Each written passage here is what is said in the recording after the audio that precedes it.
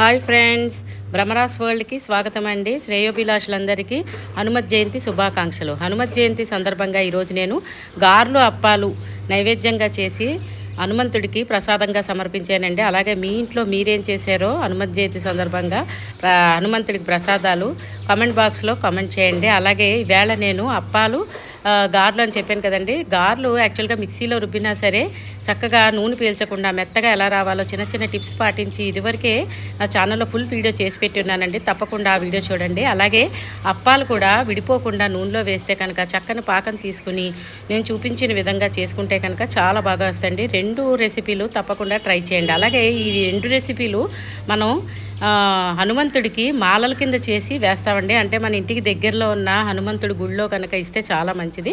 అంటే ఇవి అలా మాలల కింద వేస్తాం కదండి. వేళ అన్నదానాలు అవి చేస్తుంటారు కదా, అప్పుడు ఈ మాలలు తీసి ప్రసాదంగా మనకి వచ్చిన భక్తులందరికీ ఇవ్వడానికి బాగుంటుంది. అందుకని మనం ఎప్పుడు కూడా ఈ ప్రసాదాలు అందరికీ మనం తీసుకోవాలి. అలాగే 10 మందికి పంచితే కనుక చాలా మంచిదండి.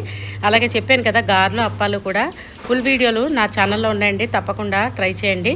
ఇదివరకు ఛానల్ని సబ్స్క్రైబ్ చేసుకుంటే ఓకేనండి. లేదంటే కనుక కొత్తగా చూస్తున్న వాళ్ళు తప్పకుండా ఛానల్ సబ్స్క్రైబ్ చేసుకోండి ఫ్రెండ్స్.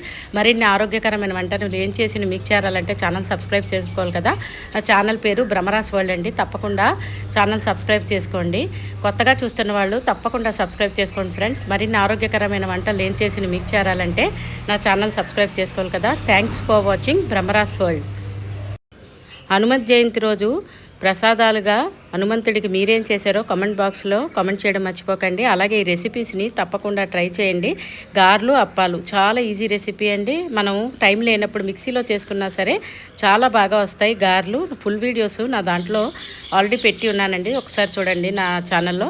అలాగే ఈ గార్లు అప్పాలు చూడండి, మాలల కింద చేసి సమర్పించానని చెప్పాను కదా. అలాగా మనం ఒక పెద్ద దారం లాంటిది కొంచెం గట్టి దారం తీసుకుని అలా గుచ్చి మనం హనుమంతుడికి మెడలో వేస్తే కనుక చాలా మంచిదండి. ఇది చిన్నప్పటి నుంచి మా అమ్మగారు చెప్తున్నారు. ప్రతి సంవత్సరం కూడా హనుమత్ జయంతి రోజు నేను ఇలాగా మా దగ్గరున్న హనుమంతుడి గుళ్ళో ఈ మాలలు ఇలా వేస్తూ ఉంటానండి. చాలా బాగుంటుంది. అంటే మెయిన్ మనం 10 మందికి పంచడానికి బాగుంటుంది.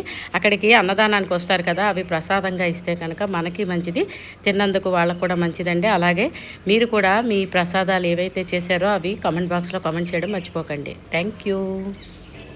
సర్వేజన సుఖినోభవంతు, సర్వేజన సుజనోభవంతు.